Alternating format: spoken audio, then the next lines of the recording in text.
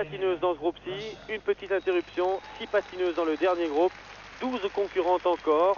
Et là, vraiment, on joue avec le top 10 européen. On commence par Olga Markova, elle vient de Saint-Pétersbourg, elle a 18 ans.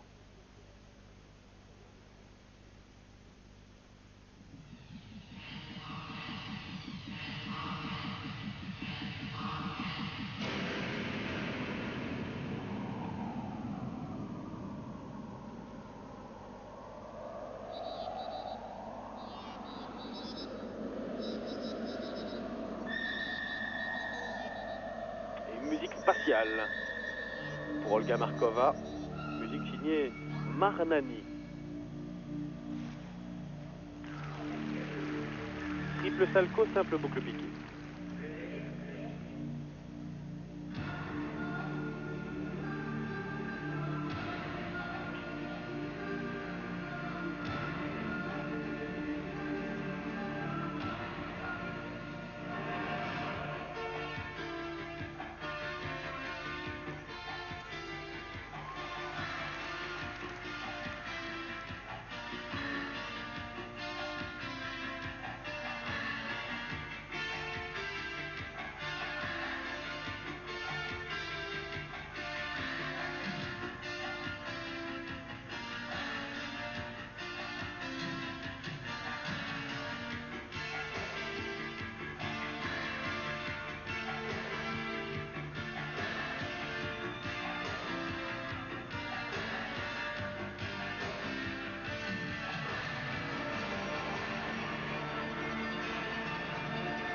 Markova, 10e du programme technique.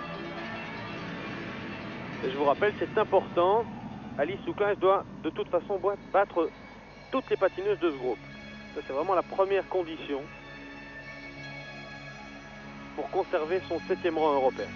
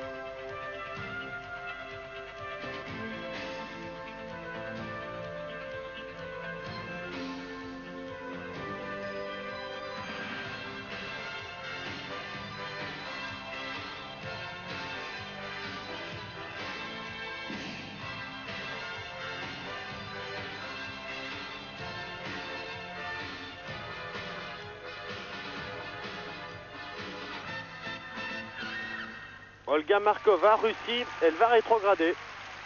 Elle avait bien commencé, puis après elle a un petit peu craqué. Manquant des pas, manquant des pirouettes, manquant des sauts aussi. Elle s'entraîne à Saint-Pétersbourg, fait partie du club de l'armée. Et son entraîneur est une ancienne patineuse.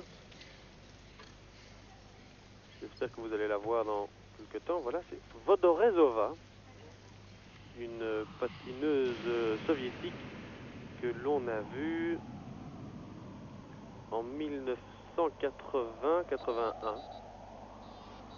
Le triple salto très haut, la combinaison ratée, c'était le premier saut du programme, avec un éclat de rire, mais voilà, c'est une combinaison en moins, ce sont des points en moins, tout cela. Et c'est une bonne chose pour les patineuses du groupe précédent qui vont profiter de la contre-performance d'Olga Markova.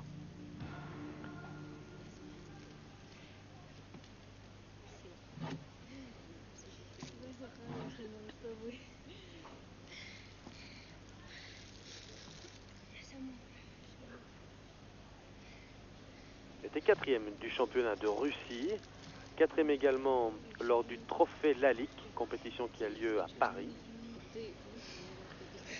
Et son premier entraîneur est un ancien champion russe qui s'appelle Vladimir Kovalev, champion d'Europe en 1978.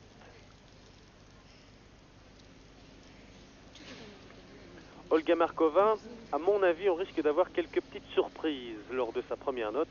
Je pense que les patineuses qui pour l'instant sont les mieux classées, à savoir Marie-Pierre Leray et Nathalie Krieg, vont de nouveau grappiller un petit rang dans la hiérarchie européenne.